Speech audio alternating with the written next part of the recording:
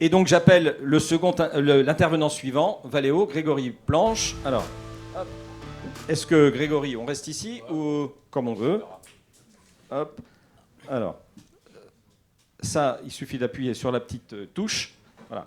Alors, Grégory, alors c'est la suite. On a eu Renault et là on a, vous avez dit deux mots, fournisseur, vous avez dit équipementier. Mais Valeo aime bien dire partenaire de tous les constructeurs au monde. Et effectivement, j'ai noté leadership technologique au niveau de l'électrification, les aides à la conduite. Tout à fait. On a la réinvention de la vie à bord, l'éclairage, à l'intérieur et à l'extérieur. Donc on sait, moi je disais toujours que le constructeur fait une voiture, mais en fait, celui qui le conçoit aussi, c'est aussi l'équipementier. Donc, on voit la complémentarité entre les deux. Alors, Grégory, est-ce que vous pouvez nous situer, vous, votre périmètre d'action chez Valeo, puisque vous êtes dans le lighting, on va dire, vous parlez souvent en anglais, mais enfin, concrètement, c'est l'éclairage, quoi. Tout à fait. Voilà. Alors, donc, tout d'abord, bonjour à tous et à toutes. Donc, un grand merci à la SRA pour me donner l'opportunité de m'exprimer sur un sujet qui me tient à cœur, donc l'éco-concession et la circularité. Donc moi, je travaille dans la division qui s'appelle Light. Alors Light, ça couvre les systèmes d'éclairage et aussi les systèmes de nettoyage, donc du balai d'essuie-glace jusqu'au système de nettoyage des capteurs, des ADAS. Et moi, plus précisément, je travaille sur l'ensemble du portefeuille de systèmes d'éclairage intérieur-extérieur.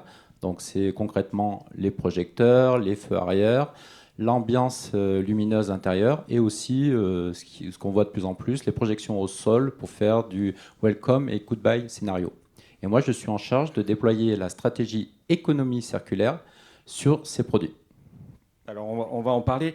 Il y a une question d'AD qui a été posée tout à l'heure par rapport aux éclairages de plus en plus complexes. C'est ce que ça voulait dire un petit peu. On a vu effectivement les choses. Donc finalement, faisons un petit point ensemble sur l'évolution de l'éclairage. Qu'est-ce que l'éclairage et comment ça évolue depuis ces dernières années? Alors on ne va pas remonter jusqu'à la 4L dès l'époque, mais en tout cas peut-être un peu plus récemment. Mais est-ce que vous pouvez nous montrer ça? Oui, tout à fait. Alors, juste en introduction, aujourd'hui notre secteur est porté par l'électrification, l'automatisation et ce qu'on appelle le véhicule défini par le logiciel, donc autrement ce qui est un peu connu SDV, Software Defined Vehicle. Et donc nous, quand on fait des systèmes d'éclairage, on s'appuie sur 4 piliers essentiels. Donc le premier, c'est la sécurité, le plus important. Donc c'est être vu, vu, voir et être vu. Donc ça c'est important. Et c'est ce premier pilier qui est le moteur le plus fort des évolutions récentes que je vais détailler juste après. Deuxième pilier, très important, on en a déjà parlé, c'est le style. Donc aujourd'hui, il n'y a pas de débat. L'éclairage est un élément différenciateur. Ça participe au style du véhicule. C'est un élément de design à part entière. Troisième pilier, c'est la partie interaction. Donc c'est un nouveau mode de communication entre le véhicule et son environnement. Et selon moi, dans un futur, allez, on va dire plus ou moins proche, ça va permettre au développement de la voiture autonome. Parce que c'est grâce à l'éclairage, la signalisation, que on va connaître l'intention du véhicule vis-à-vis des autres usagers et des autres conducteurs. Et enfin, le dernier pilier qui me tient à cœur, c'est la durabilité. Donc nous, on développe nos produits dans une démarche bas carbone et circulaire en considérant tout le cycle de vie du produit. Ça, c'est très important. Donc si on revient sur la partie sécurité, ça fait partie de l'ADN de Valeo. Et aujourd'hui, une dernière évolution, c'est ce qu'on appelle on commence à avoir la démocratisation des feux adaptatifs.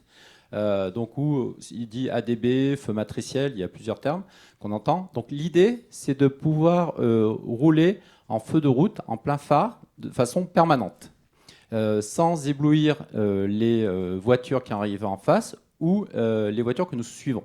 Donc là, concrètement, on va masquer une partie du faisceau lumineux. Donc comment ça marche? C'est la front caméra qui est derrière le pare-brise, analyse toute la scène en temps réel, détecte les obstacles, envoie les informations au contrôleur électronique de l'éclairage et va ensuite, grâce au logiciel embarqué, piloter des dizaines de LED jusqu'à des milliers de LED pour éteindre des zones sensibles et maximiser la lumière autour. Donc là, j'ai une petite vidéo qui montre cette évolution.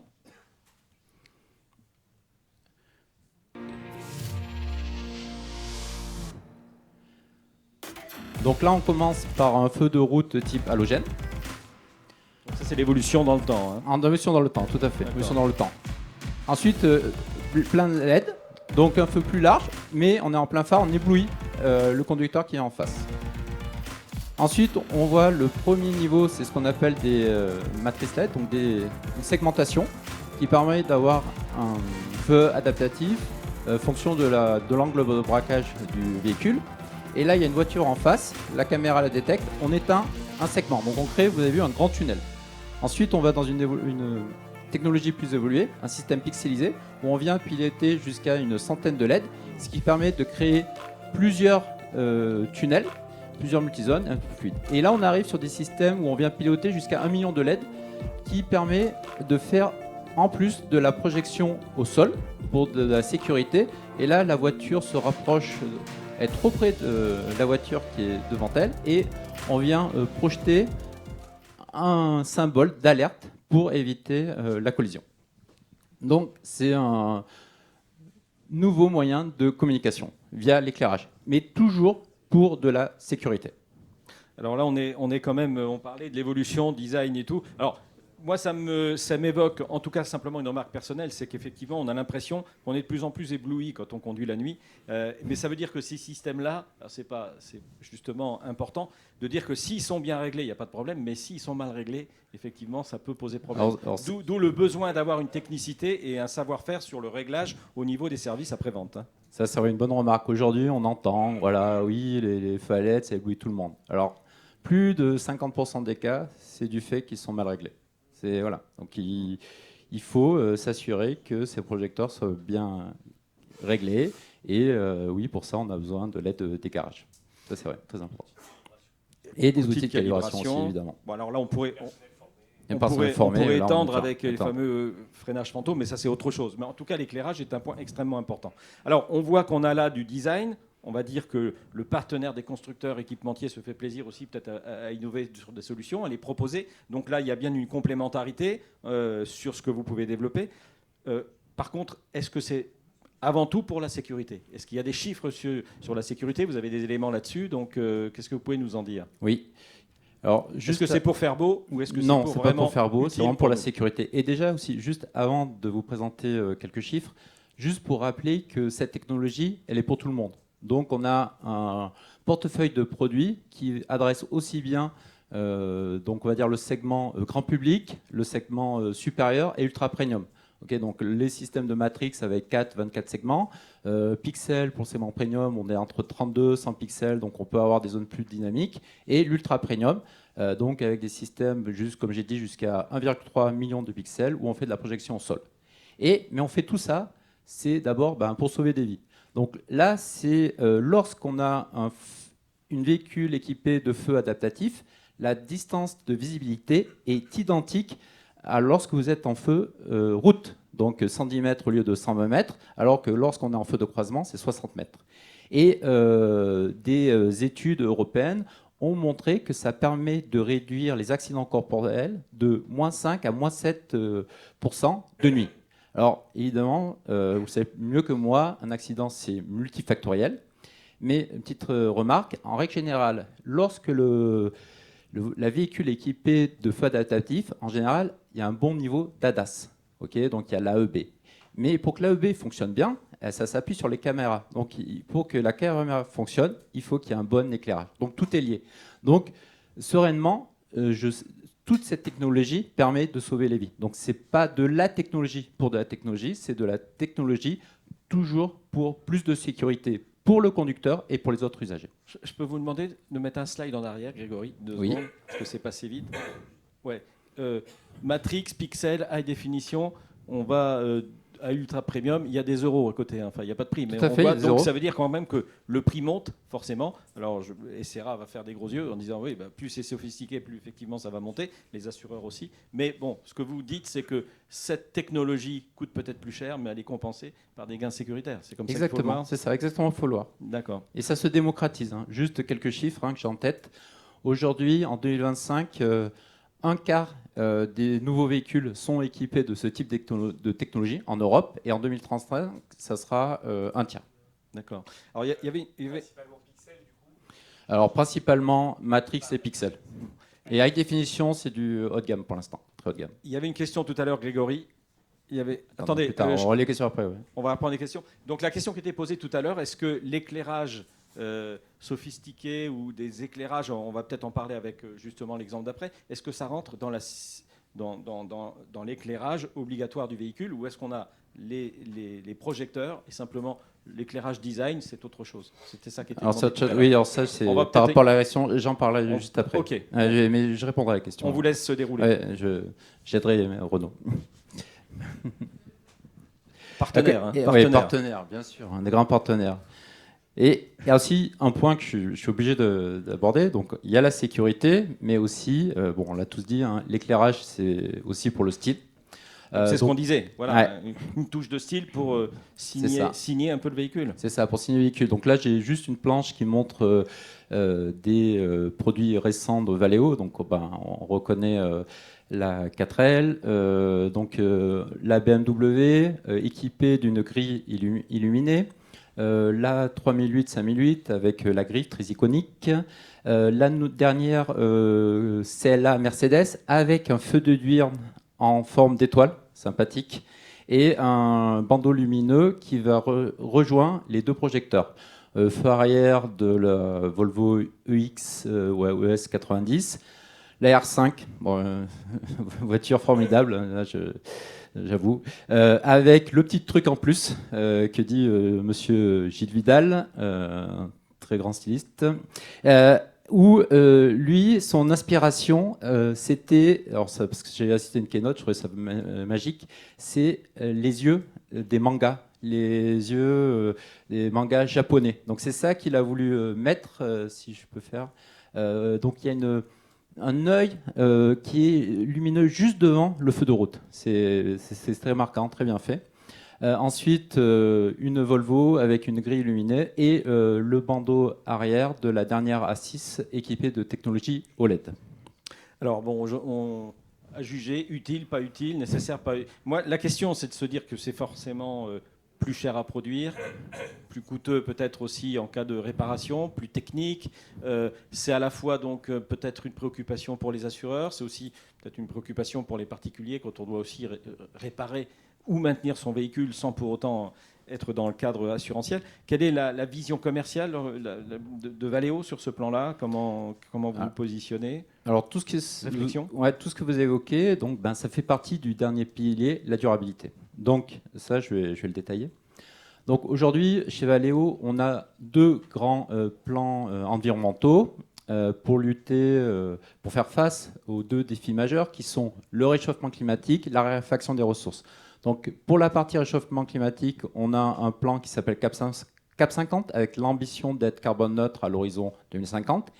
Et pour la raréfaction des ressources, c'est notre programme d'économie circulaire 4R, donc avec l'idée d'utiliser moins de ressources naturelles dans nos nouveaux produits. Donc là, je vais m'attarder uniquement sur la partie 4R. Donc qu'est-ce que ça veut dire 4R 4R, c'est pour le premier R, c'est Robust Design. Donc prolonger la durée de vie de nos produits pour qu'ils durent plus longtemps, plus robustes, aussi avoir un design qui permet de les démonter plus facilement et de pouvoir mieux gérer la gestion fin de vie. Le deuxième R, c'est la partie repair, donc donner une seconde chance à un produit dysfonctionnel. Le troisième R, c'est remanufacturing, donc à partir de produits fin de vie, les reconstruire pour en faire un nouveau, donc ça a été déjà évoqué par Renaud. Et le dernier R, c'est la partie recyclage, Et donc nous, ce qu'on s'intéresse essentiellement, c'est au recyclage des plastiques, parce qu'un projecteur, il y a beaucoup de plastique, et aussi c'est tiré par la future réglementation européenne en 2030, qui va imposer un certain pourcentage de matériaux plastiques issus de produits fin de vie dans les nouveaux matériaux. Donc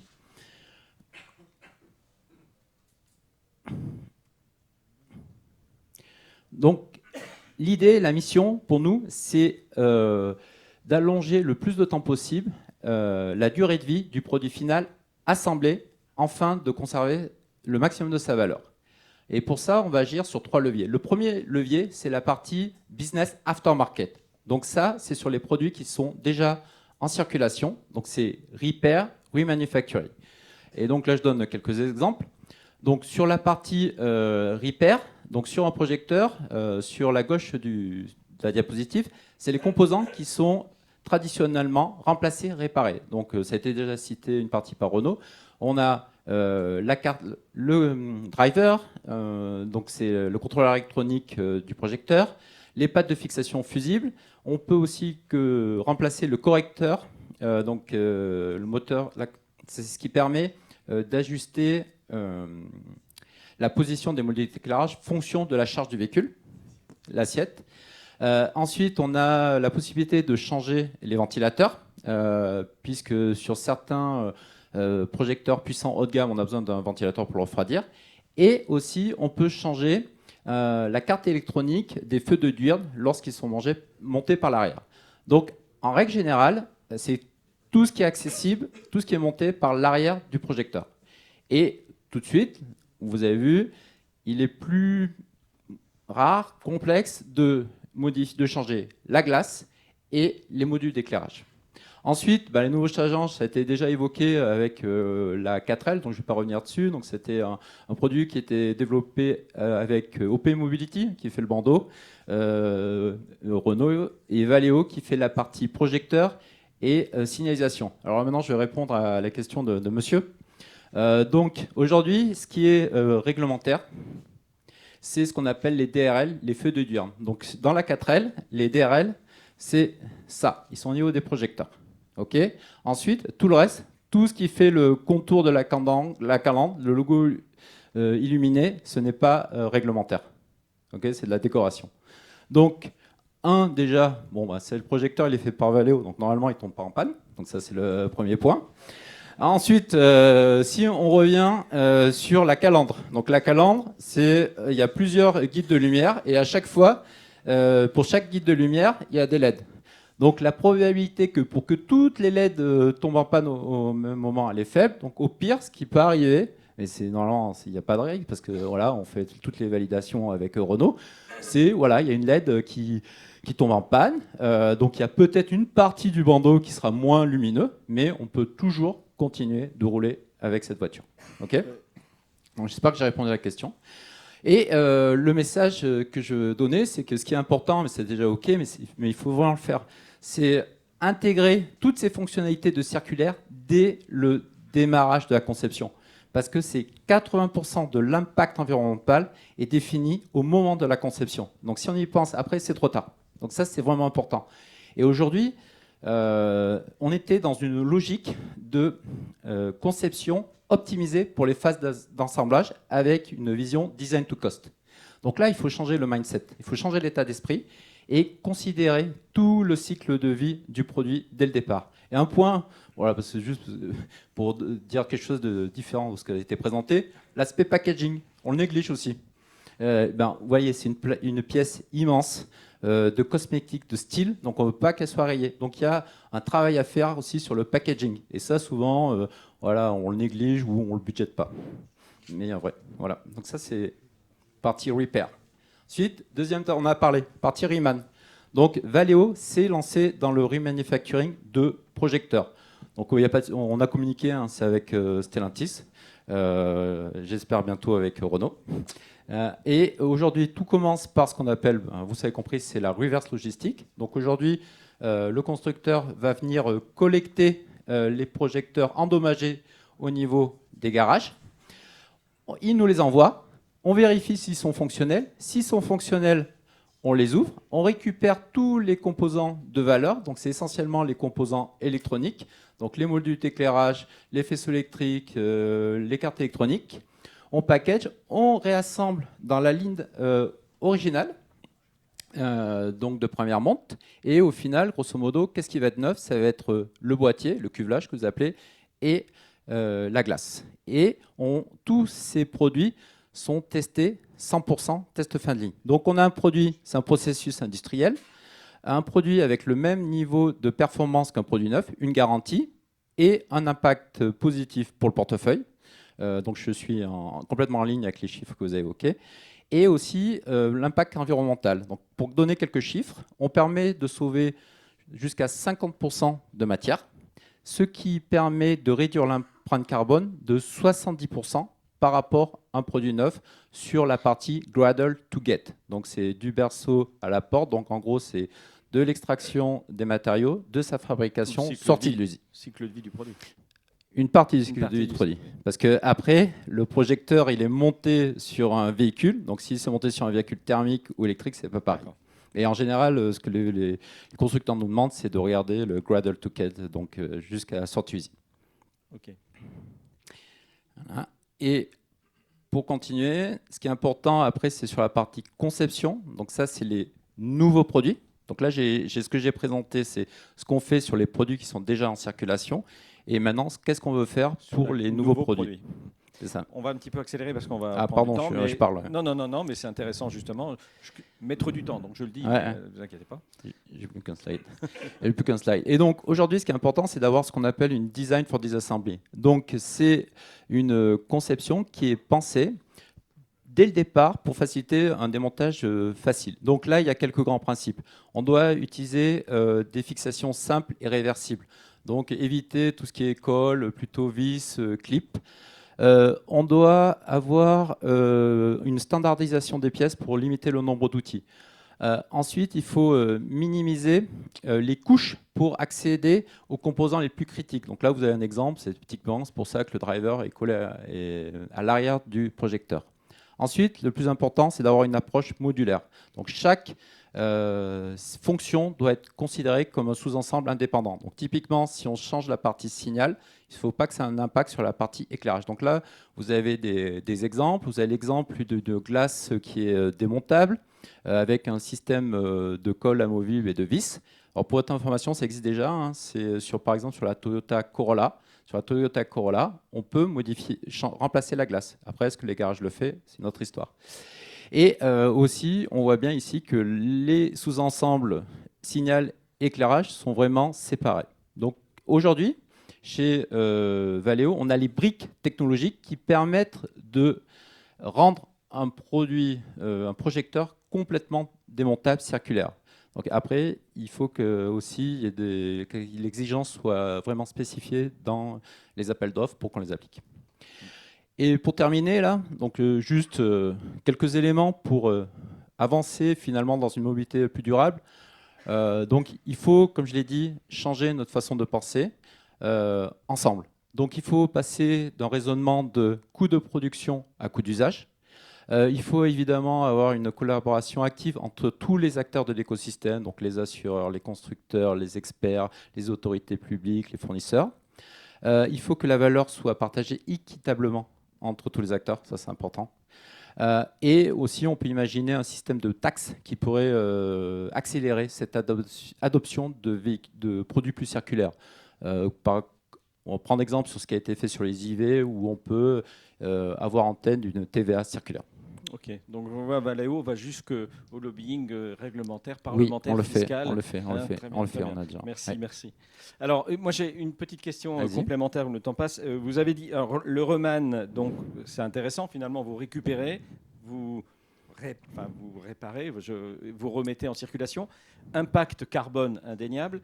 Est-ce que vous avez précisé l'impact économique? C'est vraiment, c'est moins cher? Oui, c'est moins cher. On vise entre moins 20, 30, moins 20. Vous confirmez ces prix-là, hein, ce que vous aviez dit. J'ai une autre petite question, rien à voir avec la réparation. Les LED, les signatures, vous avez dit que ce n'est pas réglementaire, ça vient designer. Sur un véhicule électrique, on a besoin d'autonomie, ça consomme combien ces trucs-là? On ne pourrait pas éviter de mettre ce genre de choses pour gagner une autonomie électrique ou ça consomme rien? Alors, honnêtement, c'est anodin par rapport enfin, pour moi, c'est anodin. Hein. C'est aujourd'hui, en fait, comment ça marche? Les constructeurs nous allouent une puissance maximale autorisée. Donc voilà, ils nous un budget. Donc on va dire 100 watts. Vous avez un budget de 100 watts pour toute la phase avant, mais c'est anodin. Hein. En comparaison par rapport au poids d'une batterie, enfin, je pense qu'il y a d'autres efforts à faire avant de s'intéresser à la consommation électronique de puissance et tout ça, surtout sur les projecteurs. Et j'ai une dernière question un petit peu taquine, on va dire, parce que j'ai fait un certain nombre de débats dans la réparation ou autre.